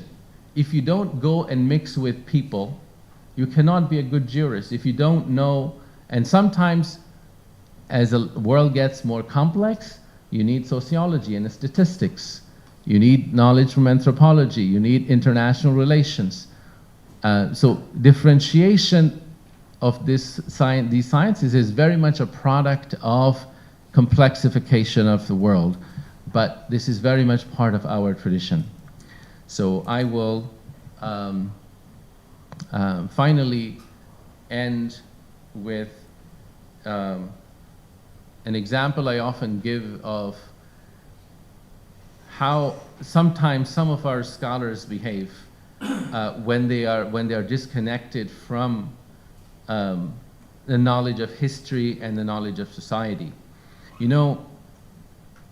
If you read, when you have a chance, Google symptoms of dementia. Dementia is when somebody, a grown person, loses their memory. And one of the, if you look at some of the symptoms of dementia, a person, a grown-up, wise person, when they get this disease, they begin to behave. So they have their physical body is fine. It's just they don't have memory. They begin to behave in ways that is remarkable, that is self-harming. They become reactionary. They become quickly excited. They begin to laugh. They begin to cry. They become angry quickly. They become like children, like infants. Because this function of giving us a sense to control ourselves and think about our future is all, it comes from our memory that we develop as adults, right? Over time, the experience. So when you do not know your history, intellectually you become like infants. When something bad happens, you panic. Maybe some of us become reactionary and extremists. Other people leave the rope of Allah and become secular. This happens because if we have lost our memory, right? And that memory it comes from intellectual history of, or rather, it's from our history of how our Islamic society, the Ummah, has received the message of Allah subhanahu wa ta'ala and how it has responded, made mistakes in the past, but recovered. And all of this wisdom is something that the Ummah is hurting for. Our Ummah is a young Ummah and lacks wisdom. We have the great strength that Muslims are young. We have the future. We have energy. We have faith. But we are young and we do not have the skills and wisdom. So it is especially incumbent upon us to work toward that. And that's why this department, your department, those who study Islamic studies and those who do social sciences, it's not the least important. It's the most important in my view, endeavors. Jazakumullah khairan. Assalamu alaikum. Warahmatullahi wabarakatuh. Syukran, thank you very much. Ya, secara umum saya ingin memberi summary dalam bahasa Indonesia. Tadi kita sudah mendengarkan penjelasan dari para panelis dari para pembicara tentang apa itu namanya, tentang pemahaman mereka tentang ilmu, termasuk terakhir Profesor Anjum memberi pemahaman bagi kita untuk mempelajari sebuah ilmu, salah satunya adalah juga perlu memahami Quran, hadis, Islamnya in depth secara mendalam. Tapi bukan itu saja, karena otomatis kita juga akan perlu ilmu-ilmu yang lain, history, social sciences, dan itu dicontohkan dengan baik oleh Abu Bakar ketika Rasulullah membawa ke sebuah kaum. Abu Bakar dibawa karena beliau punya pengetahuan yang dalam kategori sekarang dibilang sebagai ilmu sosial atau ilmu genealogi, ilmu sejarah, sehingga kita tahu memperlakukan orang bagaimana. Dan beliau juga punya satu proyek besar namanya Humanities Institute yang ingin memahami integrasi keumatan umat Islam seluruh dunia gitu. Jadi kalau polis itu ada ilmunya namanya politics, beliau juga menginisiasi one of the way to understand the ummah across the globe is through what so called Humanities. Yang di situ Indonesia dulu umat-umat lain pernah menginisiasi atau menjadi pemimpin dunia Islam, Persia, Turks, Arabs. Sekarang juga Indonesia di-encourage untuk bisa itu. Tapi untuk bisa ke situ, we need to raise up ourselves gitu, in terms of knowledge, in terms of initiatives. Jangan invisible, don't be invisible in terms of science in our scholarly contributions as well. Baik, silahkan. You can pose your question, deliver your questions in Indonesia or in English or in Arabic, because all of them are Arabic speaking scholars as well. So silahkan kalau ada pertanyaan,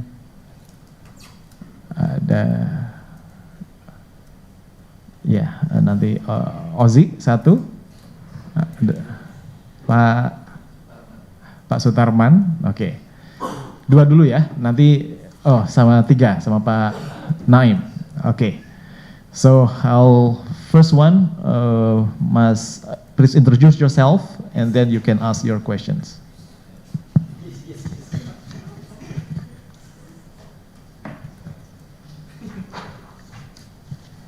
Bismillahirrahmanirrahim. Assalamualaikum warahmatullahi wabarakatuh. Firstly, let me introduce myself. I am Muhammad Fakhruddin Al-Razi.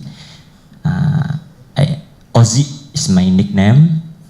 And firstly, I will try to speak English as well as I can. I hope my English will understandable. And I would express my confusion about intellectual tradition and modern in what we talk here. Sometimes I think that academic or intellectual work in university or in institution maybe they just become a work. they we can hear you. Oke, enggak usah pakai mic ya. Yeah. Okay. I think academic institution like university or institution like UIN or anything just become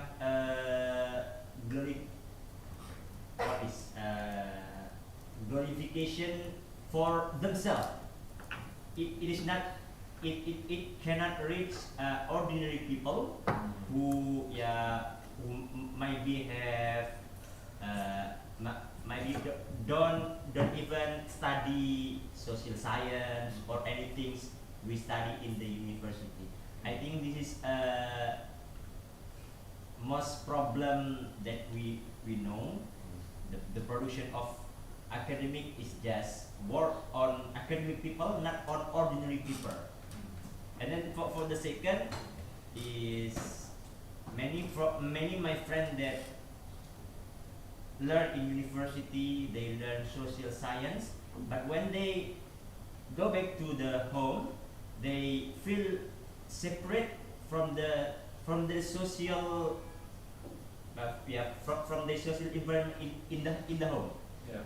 I think I mean they learn social science, but they can act socially as well when they get home, get back to the home. I hope understand my English. Thank you. Thank you. So we collect the questions first, Pak Sutarman. Okay.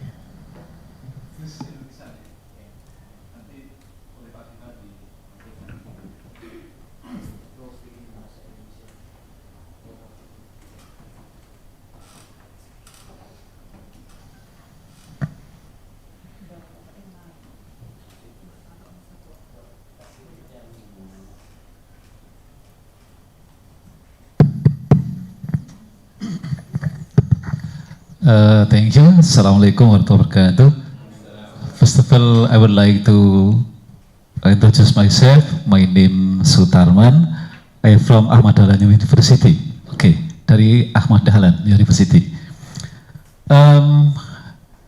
My question is, I would like to use Indonesian language. Begini, dulu pada abad 13 atau pada zaman Islam di Spanyol, Cordova, Islam itu pernah memimpin dunia, pernah maju gitu.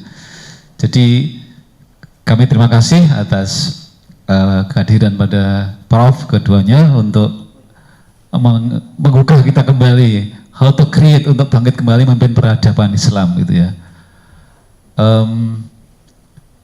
So bagaimana agar kita bisa kembali lagi Islam berkemajuan, bisa memimpin dunia dan tidak seperti saat ini kondisi kita di Palestina lah gitu ya, kalau dikaitkan di sana kita ini seperti buih di lautan gitu, itu Prof. Oke, thank you. Ada salah ucapan maaf. Assalamualaikum warahmatullahi wabarakatuh. Oke, Pak Naim. Okay, thank you. Okay, my name Muhammad Naim. From University Muhammadiyah, Yogyakarta. Okay, and I'm a lecturer in the Arabic department, Arabic education department. Okay, as we know that there are many terms. I would like to highlight my question about the integrative study. I mean integrated study, okay, about this Quran and science, and so many terms about this integrative study. For example, in Malaysia, I took my Ph.D. in IIUM. Yeah, about Islamitation, and also about the concept from the Naguib Alatas, and Indonesian also. Take about interconnection in the Islamic State University, and so which one the first main or the first important thing about the human source? I mean, human source about the generation from the student, or the concept of the this integrative science, integrative study about the Quran and science. So, I mean, في الوقت نفسه يعني نحاول أن ماذا؟ يعني أن نمشي معا بين نكون رجال المسلمين أو المفهوم المقصود يعني the concept about the proper concept, or maybe the excellent generation. So yeah, which one the first important thing? I mean, is this. Maksudnya, apakah memperkenalkan integrasi dulu, integration first, or the generation, create generation? Our generation first, or maybe we create the proper concept. I mean the proper concept is, I mean the Okay, I mean, yeah, it's clear. I mean, okay, thank you. Okay, thank you very much. So there are four questions from 3 people, and first one from Mas Fakhruddin Ar-Razi, who is one of big scholar in the past. We have is very rationalist scholar. Okay, first questions is regarding he has the tendency in Indonesian university. They tend to, he said, glorification of themselves, but they not only glorification, they're proud of themselves. They become elitists. Yeah, elitists. Okay, so you can take on that, or whether Professor Sari first, and okay, and the second one. I prefer if we read one by one. Okay. And answer. Because I wanted just to think about. Yeah. Okay. Just give me. And the second question is also, when you study social sciences in universities, when you go back home and then you disconnect with people, you don't apply, alienated from your own people, you don't apply knowledge of social sciences to interact with people. This become elitists furthermore in their hometown. And the second person, Pak Sutarman, from Ahmadiyah University, which is also Muhammadiyah University here in Yogyakarta. He is asking, we used to have a golden era in 12th, 13th century. For example, in Cordoba is one of the leading civilization at the time. Why we are now not leading it anymore? How can we lead the civilization? What kind of steps or examples that we could have to attain that level again? And then the third one, Pak Naim, is also, there are different concepts of how to integrate between Islamic sciences and so-called secular sciences, whether through Islamization, as Ismail Raji Al-Atas, or Said Naqib Al-Atas, or Raji Faruqi, Islamization of knowledge. Here in Indonesia, we also, in some universities, some Islamic State universities, they introduced what's so-called as interconnection among sciences, or integration of knowledge as well. They are another term. If you can explain more those terms, the difference.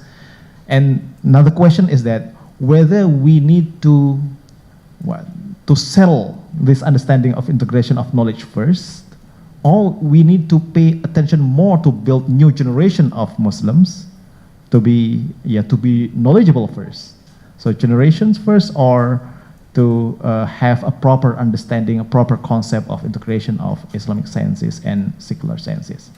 Okay, so Professor Anjum, maybe you can address the first question first, and then okay. It's an excellent question. Very, very good points, that people tend to become elitist. And also they become distant from their own ethos, where they grew up, their family, their friends. But listen, to some degree, this tends to happen with all intellectual sciences. You study Kalam, you will feel the same way. You study social sciences, right? And so this is why it's important to be a da'i who is learning and going and teaching. I often, when graduate students come to me, or people who want to be graduate students, in the West in particular, they ask me this question, that we are afraid for our faith, for Iman. And it is correct. I think especially if you're going in the West, you should be afraid for your Iman. If you're not afraid from your Iman, there is something wrong with you. But especially if you go in the West, there is a greater fear. So I often tell people, if you are not praying Fajr and Isha with the Palestinian or the Pakistani or Somali or whatever taxi drivers, in the masjid, because those are the people that come for Fajr and Isha, tough prayers. If you're not able to explain what you're doing, or at least care about them, And if they are beating you in salah and you are going and studying sharia, don't do it. So that's one. And that applies to people here. I have heard from people who have gone to Medina or Al-Azhar, they say the same thing. That, you know, when we started our study, we were like the first in the rows of salah, and we were good in our ibadah, and by the 4th year, we are much more concerned with fiqh and usul, and we are debating kalam, and we sometimes miss prayers. So this is not an issue only for secular sciences, but it's worse for secular sciences. But it's a problem with being with the intellectual world, and that's why it's very important to think of yourself as a da'i and talk to common people and understand that this distance is very natural, is going to happen. So you have to work to be able to talk, to have the extra skill to be able give khutbah, give khatiras in your masajid, so you can learn how or remember how to talk to people, because that's a problem that's going to happen. But that's all I will say at this point. You know, adhan is happening. So. Well, I will. We will pause for a moment for the adhan, and then we will continue afterward. Okay, inshallah.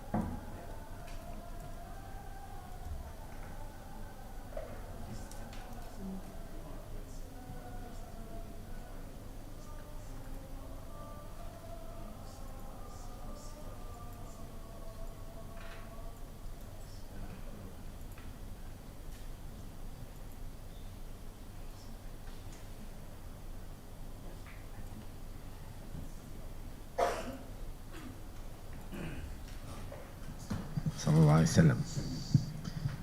I really enjoy this adhan because its recitation of adhan is like in Damascus, in Syria. It's in Jami' al-Amawi, I mean, where you have a long maddi. I mean, yeah, so it reminds me of my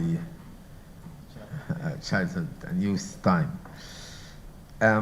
Well, I will make a synthesis of this different question I hear that I think deserve special attention.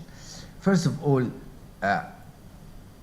to my students, in Introduction to Sociology, those who, I define sociology in a funny way, in a different ways. Sometimes I define it as a science which you train you to postpone the normativity to the end.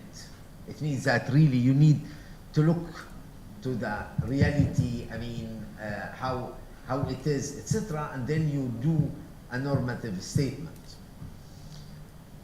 Also, I define it sometimes as a study of the gap between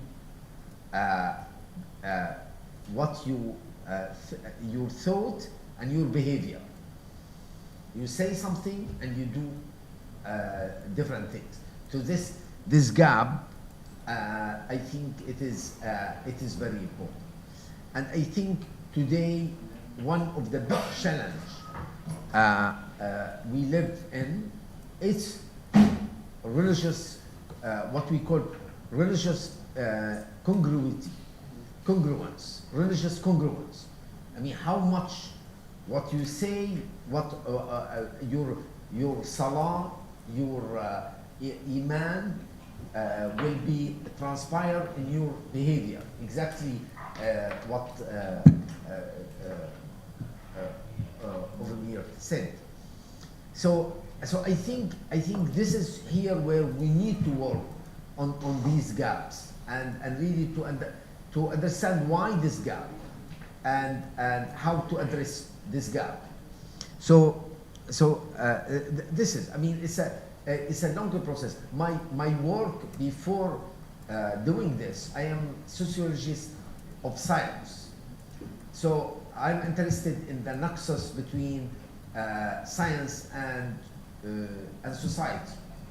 And I think the big problem we face today that Ovamir used the word elite, and this is really a problem. I mean, there is elite and that they have a certain knowledge, and this doesn't trickle down to as a conscience to the civil society for their action, to even to policymaker and things like that. So I think this is really a serious issue and need to connect academia to society. And this is, for instance, how why social science become disconnected, because they I mean, take the case of LGBTQ. Okay, in UK last year in a census, the LGBTQ is 3.1%. 3.1%. If you look to the discourse of some social scientists, it's as if really it's a quarter of the population. This is why. I mean, it's a 3.1, for God's sake. So you see, it's so disconnected, and this is very problematic. You need exactly to go there. And I would like also to address the question of the interconnectivity between science. I mean, you know,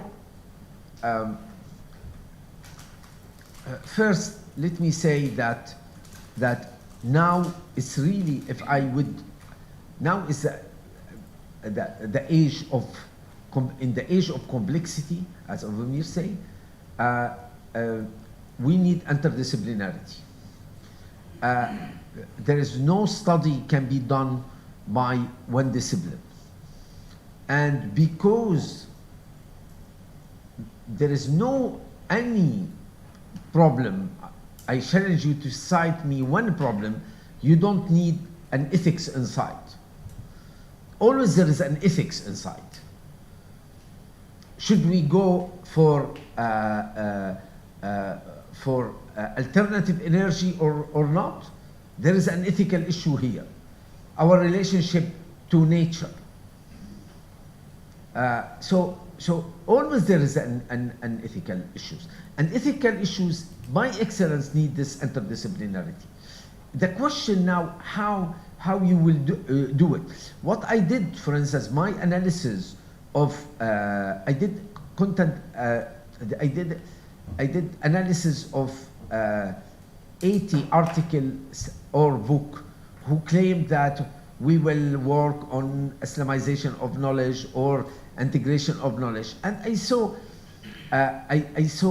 they didn't, they claim it, but either there is empirical laziness that they don't do the proper, they keep themselves in the social philosophy.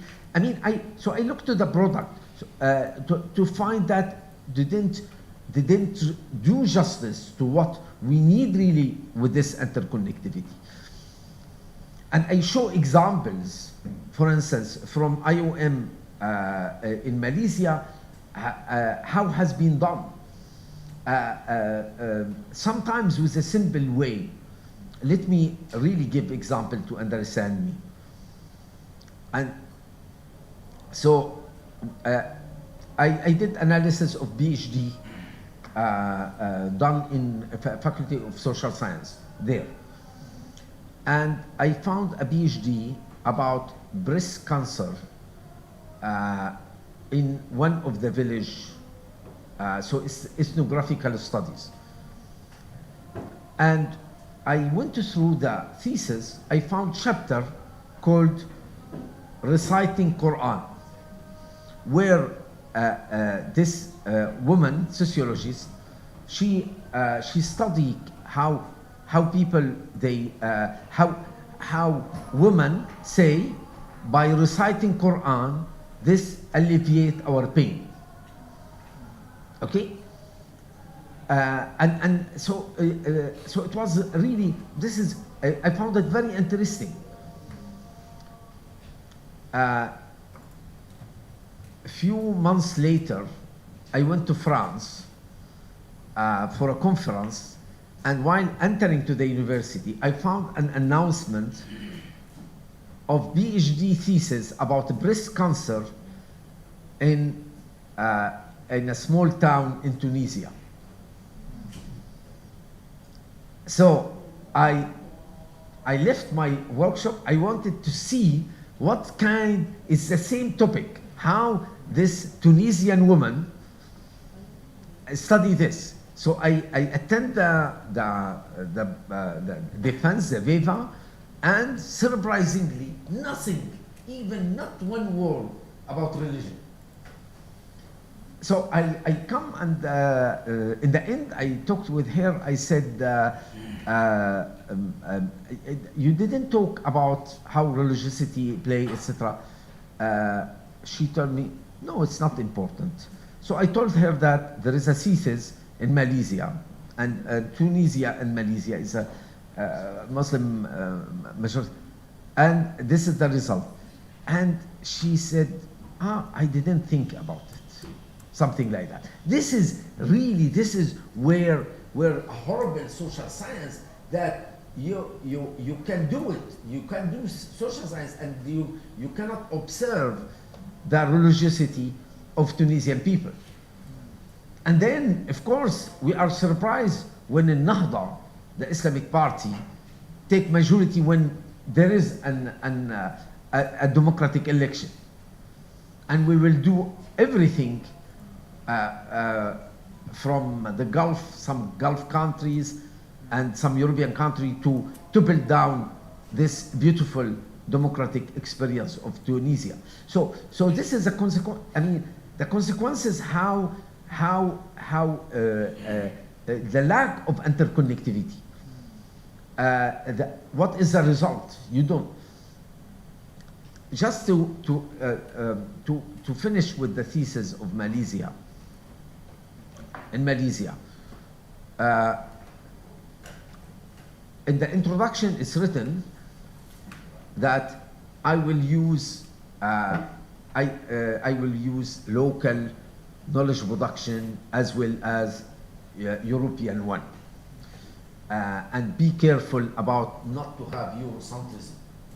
So I really like it in theory and in literature review. This is how she said. But in fact, when I went to her theoretical chapter, is almost nothing from Malaysia or from the global south. Why? Actually, I will play the devil advocate here. I said, it's not because she is negligent, but also because we don't. There is a political economy of knowledge that we end up not to do theory. Let's put it like that. So we end up, if we want theory about medical anthropology, we will find it outside, not here, not here. And this is a call for you in Indonesia that you need to theorize your work. And you cannot theorize it by staying to Indonesia. I mean, you need to compare, you need to have a vision, an overall vision, okay? But when I look to the literature review, she did an excellent literature review where you see very Malaysian literature compare with South Asian society, etc. So just to say that interconnectivity is really important, and we should know how to do it seriously, and not to do it as a lip service. Just, I mean, often I am editor of a journal, Arab Journal of Sociology, Idafat, for 15 years. Okay, so I made a kind of so I read so many manuscripts before you decide which should go to peer reviews, etc. So I found so many usage of Ibn Khaldun is, I call it decorative. You bring Ibn Khaldun just to feel good that you cite Ibn Khaldun, etc. No, it's not like this. You need. I invite you to read amazing book of Sayyid Farid Attas.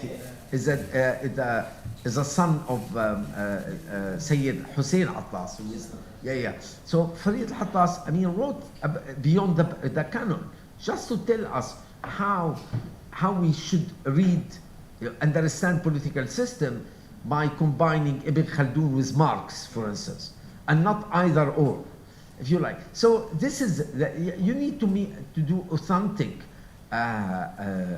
interconnectivity. I will stop here. Okay, thank you very much, Dr. Sari Hanafi. Professor Anjum, you want to take the question about how can we lead as a civilization as in the past? Okay. Okay. Thank you, first of all of your patience and staying with us. I wanted to just make one comment on this question of interdisciplinarity and comparativism that Dr. Sari Hanafi spoke of. You know, Rasulullah says, Al-Mu'min mir'at akhi. That a believer is like a mirror image of his brother.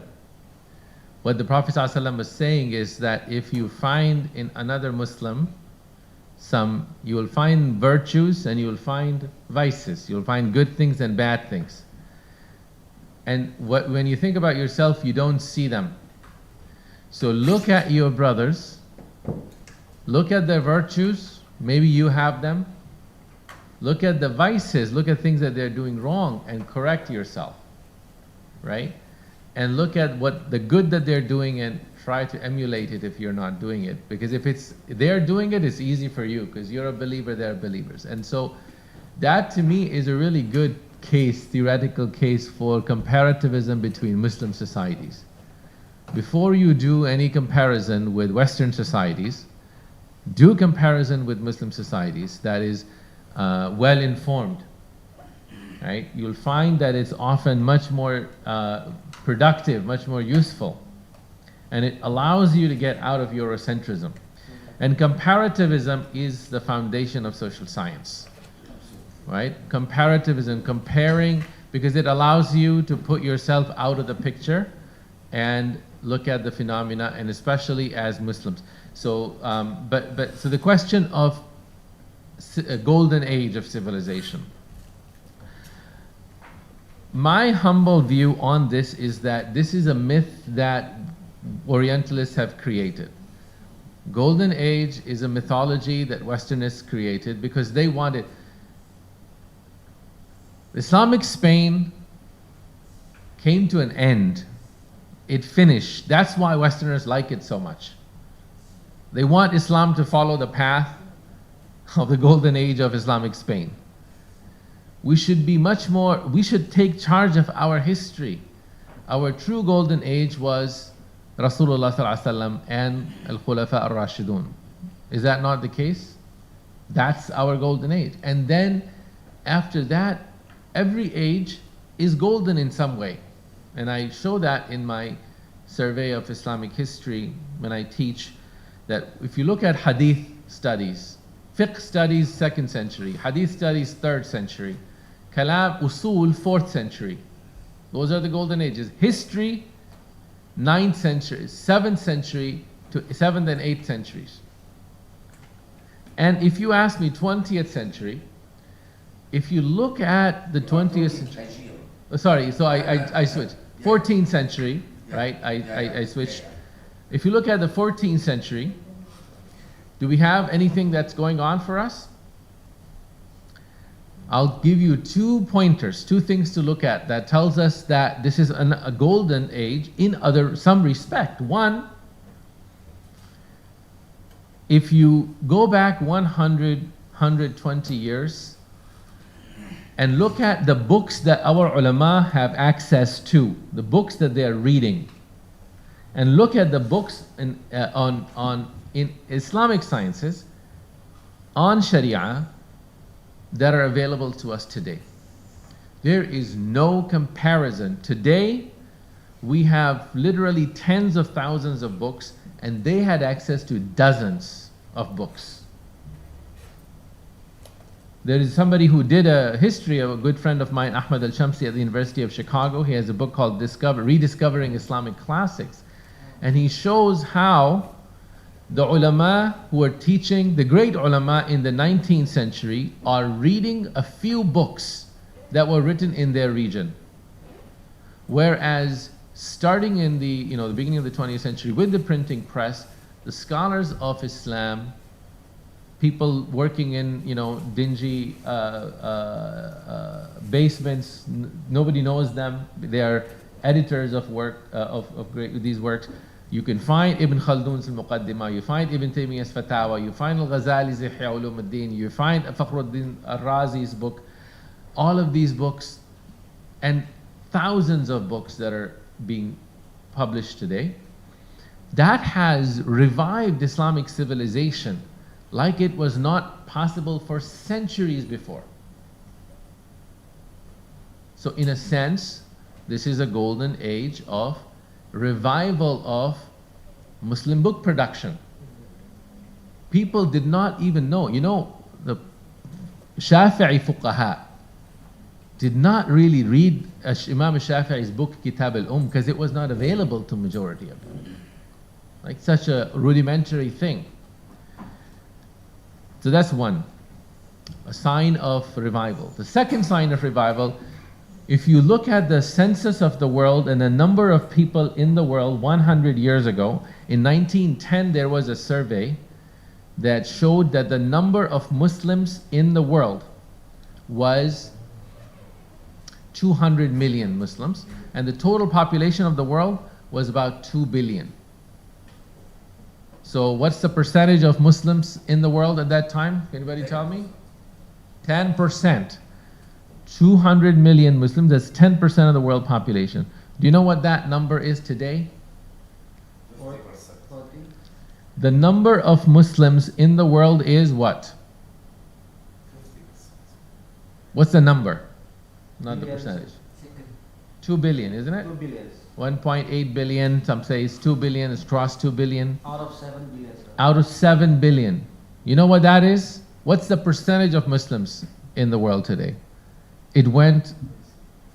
It's about 25%, and it's going up, and it's projected to be 30%. So we went from 10% of world's population only in 1 century, 10% to 25%. Is that not a revival? Is that not a golden age of people entering into... Today, 1 in 5 individuals, or 1 in 4 is a Muslim. Then 1 in 10 individuals was Muslim. So Islam has spread. And that's why we should not think pessimistically always about how things are going wrong. There's so many things that your parents did that was right. Our parents did things that were good. So Islam has spread. So yes, there are many problems, but also Muslims have achieved in many ways some really important aspects of revival, inshallah. Thank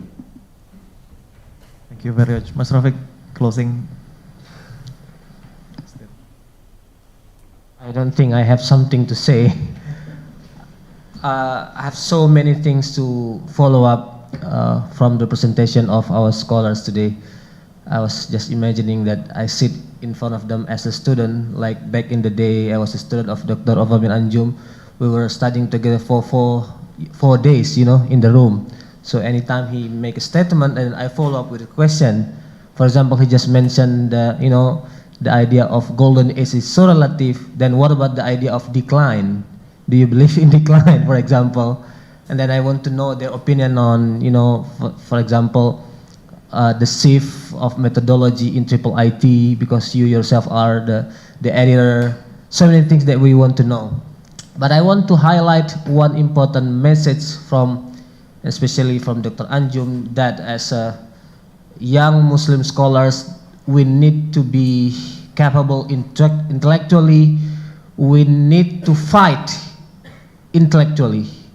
Of course, on the top of that, spiritually, finding the truth, al-haq, but we cannot neglect the importance of intellectualism. He wrote an article, I believe it was by the title of Intellectual Deficit. It was a critique against the Muslim Brotherhood, I believe.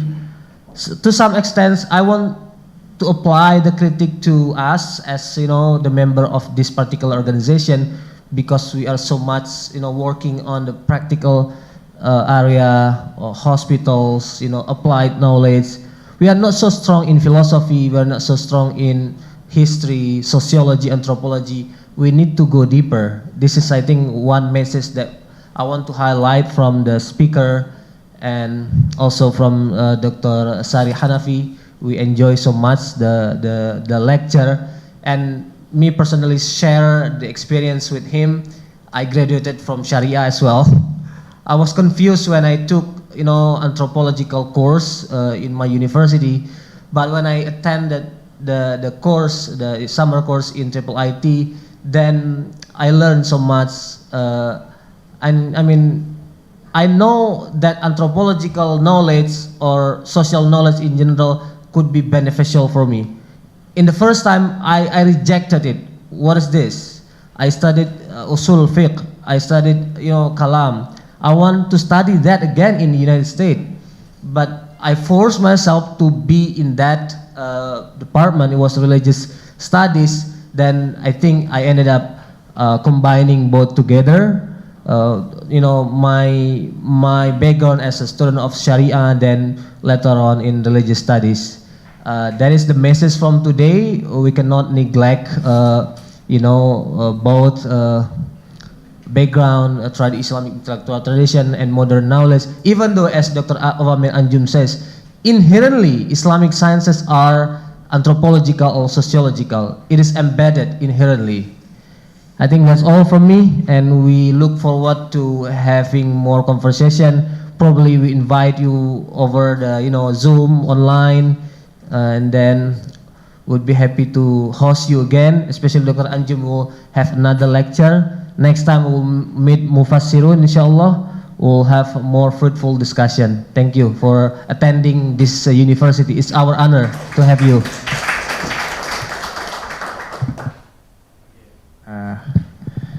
Thank you very much. Our deepest gratitude to our esteemed scholars from United States and far away from Beirut to come here, and then we learn a lot. Actually, we learn a lot. Yes, as Dr. Anjum also mentioned, we have what's so-called golden age, but sometimes it's myth imposed to us. This kind of golden age sometimes make us sleepy, make us sleep. Yes, we have the golden age, and then we are not obliged to do something right now, because we used to have that in the past. But our task is not like that. Yes, we have a certain revival in some certain areas in the book productions in terms of demographic things, but more importantly, we also need to revive our scholarly works. Yeah, there are some feasibilities in engineering techniques, as Dr. Sari Hanafi mentioned also, but Indonesian scholars are not visible in humanities, in social sciences, in Islamic studies also. When we talk about Islamic studies in the scholarly works right now, how many Indonesian can talk in that world forum? So we always cite, if we not cite Americans or Europeans or non-Indonesian scholars, we are not confident enough to write our works. Sometimes we cite them, but for what you call decorative purposes, not engaging deeply with the scholarly work. So yes, we need to enhance our capabilities to fight our own laziness, to play a significant role in the Muslim world, in the world of civilization. But the idea of Dr. Sari that sometimes the fight against Eurocentrism could be rhetoric is also important and need to be highlighted. Sometimes we have so much criticism against Eurocentrism, but we cannot prove it. We need to prove it. Yeah, not only empty claim, empty fact. Yeah, and this is the world of complexity, and we need interdisciplinary interconnectivity of sciences as well. So we need further collaboration with Dr. Sari, further collaboration with Dr. Anjum as well in the near future, inshallah. Thank you very much for your attention, and hopefully we can benefit a lot from our discussion today. And let's close our session by reciting Hamdalah together. Alhamdulillahirabbil alamin. If there is any mistake from me, I apologize. Wassalamualaikum warahmatullahi wabarakatuh.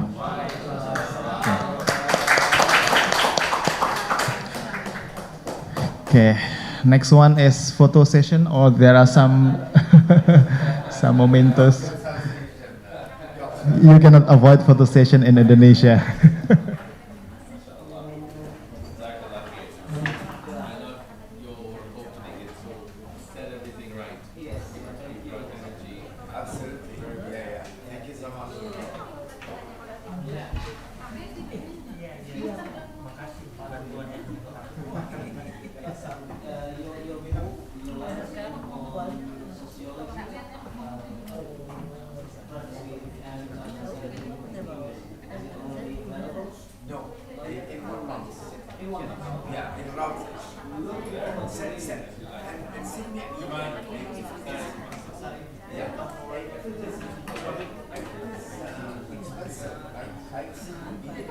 Sure.